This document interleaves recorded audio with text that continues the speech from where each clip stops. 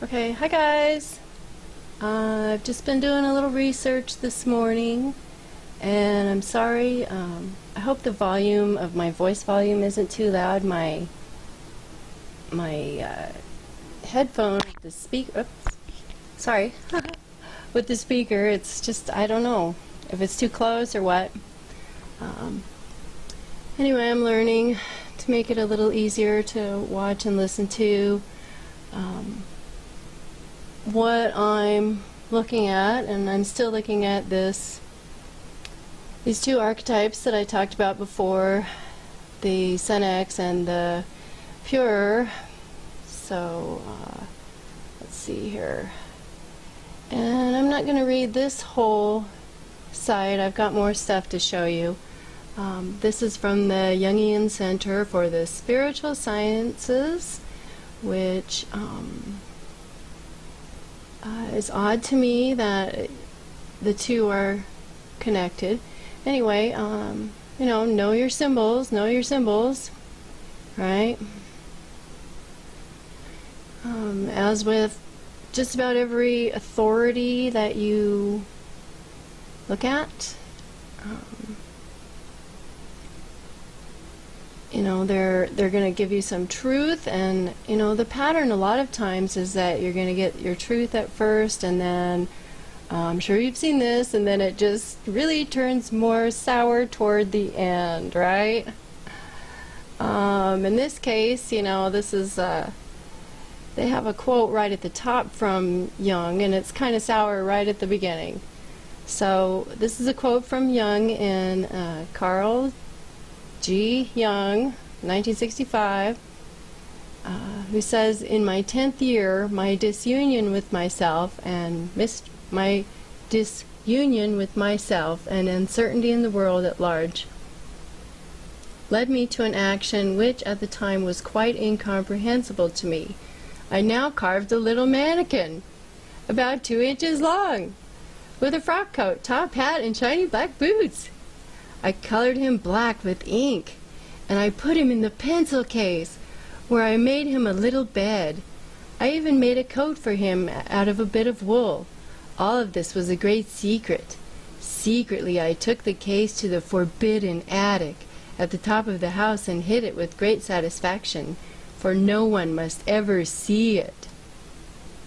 So, this is 1965, all these quotes are. The second quote, clearly he was an adult when he did this first thing. The second quote shows that he was an adult, that he decided he was going to have to take up playing again with kids to further his studies, and he didn't like it, So anyway, I won't read the whole thing. But here we have the Senex type, archetype. Senex is the Latin for old person, giving us English words senile, and senility. So that's not any bias there. Note that it did not have the negative connotation that Americans usually give to old. In fact, to the Roman mind, old age was venerated, and the oldster was invested in Roman culture with wisdom and experience. As a type, the Senex is experienced. Having lived a sufficient number of years to acquire a personal history, the Senex is more likely than a youth to be sober, realistic, grounded, stable, frugal, patient, and accepting of limits. The Senex type is likely to have a balanced checkbook, a well-run home, a car in good working order, a predictable schedule, and a reputation for reliability. Maturity, reliability, grounded realism, these are some of the positive qualities of the Senex type. Qualities all adults in our culture would do well to develop and manifest. We are, after all, expected to grow up, and part of that growth process entails activating some of the behaviors of the Senex archetype. So really this, is just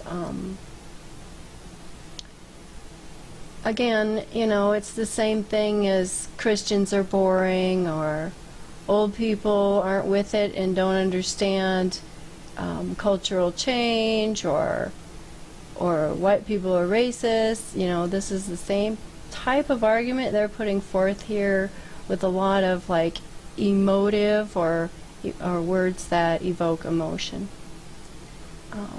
So anyway, that's just a sidebar. But the process can be overdone and blah blah blah blah blah blah blah blah. Depressive solemnity makes it hard to laugh or enjoy comedy. A party pooper. So where's the positive aspect of the Senex? Because there would be one, right? And they know this. They know this. They're not going to put that in there. So the Puer is the Latin word for child, giving us English words like puerile and puerility. So that was helpful. Our dictionaries define puerile as something foolish for a grown person to say or do, childish. Right? Our use of the word conveys an assumption that adult persons should not act like children. Right? So then it goes on to say the pure is not entirely negative. While we are young, it is a key archetype, and its intended activity, play, is how we learn about the world. Even as we age, the purer has much to offer us. For example, staying connected to the inner, So it goes on in a very positive way. It refers to Buddhism, speaking about developing the beginner's mind. So that's a little interesting. So then there's a little paragraph about how the pure can be unbalanced. The adult living too much at the pure and the spectrum might show up as the profligate spendthrift, unable to manage his finances, always overdrawn at the bank, or living in debt up to his eyeballs, unbounded, weak-willed, reluctant to commit, especially to anything that smacks of boring routine or requires persistence and tenacity. The extreme pure tends to chafe at limits, pushes the envelope in imprudent risk-taking, and has trouble delaying gratification. What he wants now, hence the irresponsible handling of money, impulsive spending, and likelihood of large indebtedness. So, Age of Mammon, right? Then it says American culture encourages puerility with its easy credit, consumeritis. Is that a new word or what? That urges instant gratification, a plethora of childish diversions, sports, active and spectator sports, video games, movies, parties, and incessant right life meant to satisfy the pure party animal. Right? Nightlife, sorry. As you might imagine, this type of play does not appeal to the Senex type. So it goes into the two types of play. That's not so, that's pretty obvious when you think about it, and so I don't think I need to read all of that. Anyway, maybe a little bit worth a read, this page if you want. I'll put the link up. Pretty much read to you the most interesting part of it. So there are a couple of other things that I found, and still today I'm kind of zeroing in on what I really am wanting to start to look at and get into depth with. This is the cultural knowledge here that we have already. So I want to, get into the Roman, the Latin, the Roman, and see. I also have an old book on Greek mythology. So, and I have these mysteries of the whatever. I have those 3 books. So this is our focus. But I'm gonna look into the past on this. I'm gonna look into the past on these subjects. So here's a couple of other kind of interesting things. We have this man, James Hillman, who wrote these series of books, the Senex and the Puer. Okay, so then I got kind of interested. This guy I YouTubed, and there's a couple of things on a couple of things. There's a few things on YouTube. He's done some speeches. So then I got interested in this. Like, what is this? This bottle? What hashtag? You know, what's that? So I clicked on the store that sells these things, and it's, I mean, this is going off on a tangent, but it's just odd sidebar here. What are these things? You know, got Chapel, got Aram, got Derringer, got Kali, got Dad, got Elsie, got Scarab. Maybe we should get that for Scarab. Get this cup for Scarab. What is this? Got Tutor. And I even went off on a tangent. I just looked it up, like, what are some of these words? I went to knowyourmeme.com. SCAD, you know, there's like one little image, and it's clearly a strange, you know, kids cartoon. It's just weird. Here's the bigger. Yeah. What?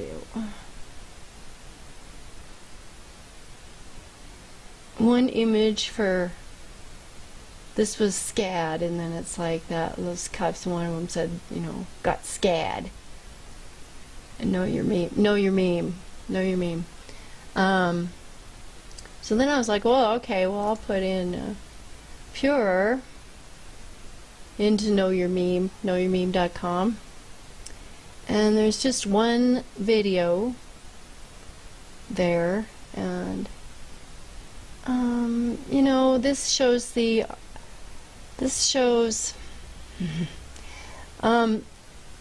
it's not real obvious, but it has some symbolism. So there's an intro. It's called Magi Puer, right? And it shows this girl, this relationship with this man here.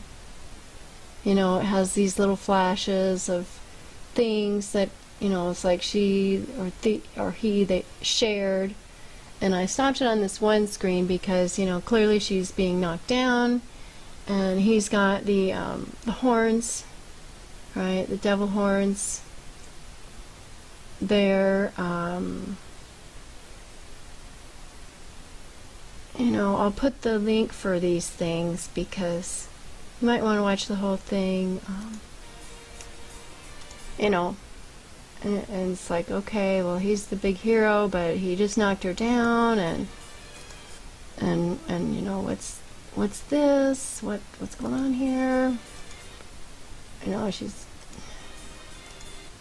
you know, I mean,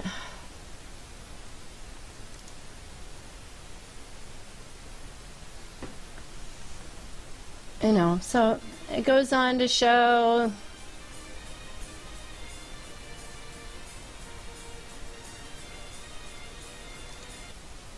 so anyway, it's kind of gross.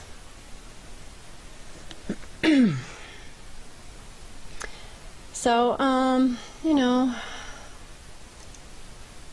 put into Urban Dictionary, Senex, get one thing on a forum, Latin.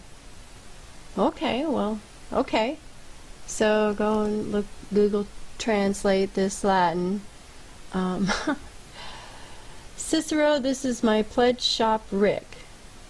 The task here is my old man and my son, Big Hoss. All this is a story and a set price.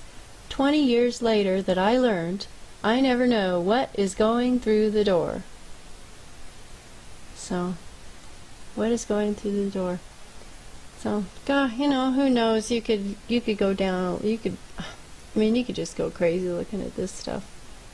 So, anyway, then what I did is I went back and looked at this James Hillman, who wrote this book, did these speeches, Archetypal Psychotherapy in the Soulless Society. So I'll post all these links. This video is worth a watch. Now I'll just show you this one short part. Now he's got several videos on here. You know, in defense of Carl Jung, but it's, guys, 7 hours. Like, why? How could it take 7 hours to defend, you know, Jung? And then, you know, let's look at this here. So, who's Jung? Jung's life is an illustration. Primarily identified as a Senex, okay? He painted walls to express his feelings. He carved on inscriptions on stone to memorialize alchemical ideas. He built cities out of stone to gain clarity in a time of inner turmoil. He made mannequins. I mean, this sounds like a voodoo doll, to exorcise the demons of his childhood. And he worked at chiseling to allow stone to speak, so he made graven images. In each case of play, in quotes, that Jung mentions in his memoir, his activity has a purpose and a tangible result. Note how he felt about his more public exercise of play, humiliation. I mean, you know, it's like, what are you talking about? Be more specific here. Right? But it doesn't sound good. Not to me. Anyway, I like what this guy says.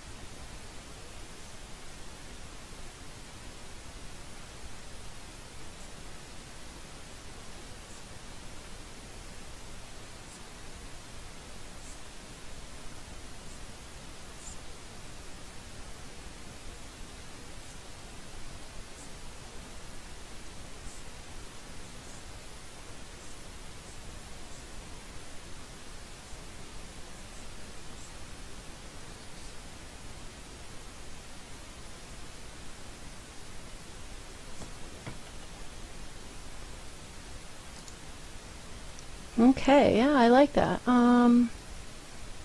So I definitely will watch. This is what I want to watch. So, and possibly, hopefully I'll find something along the lines of what I'm looking for.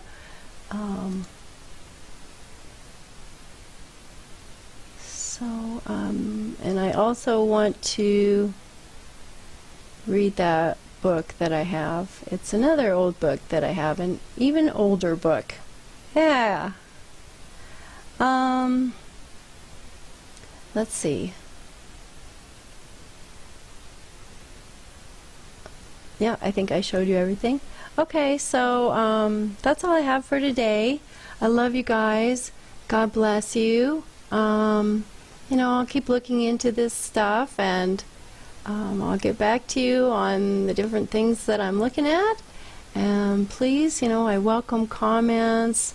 If anybody has any suggestions for me to read or look at, I really do appreciate that kind of thing. So I've got a lot of time on my hands right now. Oh yeah, one thing I wanted to talk to you guys about right before I leave. I don't want to look at that stupid symbol. When I went to the grocery store a couple days ago, I just had a few items, like 3 items, and there was a woman right in front of me, and she had like maybe 15 or 20 items, And so around here, I don't know how it is, your area might be different, but if somebody has like a humongous cart full of items and you have 3 and you're behind, they'll almost always offer to let you go in front of them, But this woman didn't have very many items, not that many, and she still offered to let me go in front of her, and I'm like, well, I was kind of in a hurry, so I did.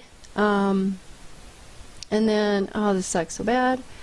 But when I got to the checkout, I only had $10.50 exactly in cash, and it didn't quite add up right, and she's all offering to give me $1. And she was just like super nice to me and just all smiles and everything, and right before I left, and I was thanking her, for helping me out, like what a nice lady, and she goes, it's weird. She goes, I usually don't help people. She goes, I never offer to help people, and the whole time she just had this huge smile on her face, like she was so happy to give me that $1, So, I don't know. People are different, and sometimes they're different in a good way. And I have been saying to people that, to other people in the Mandela community, that a lot of them just really want to, please you and help you. And I don't know why that is. I really, really don't. But it's almost like if you kind of just, when you first, look at somebody, just kind of look at them like, do you want to help me out? Or not like pitiful or sad, or like you already know that they're a helpful person.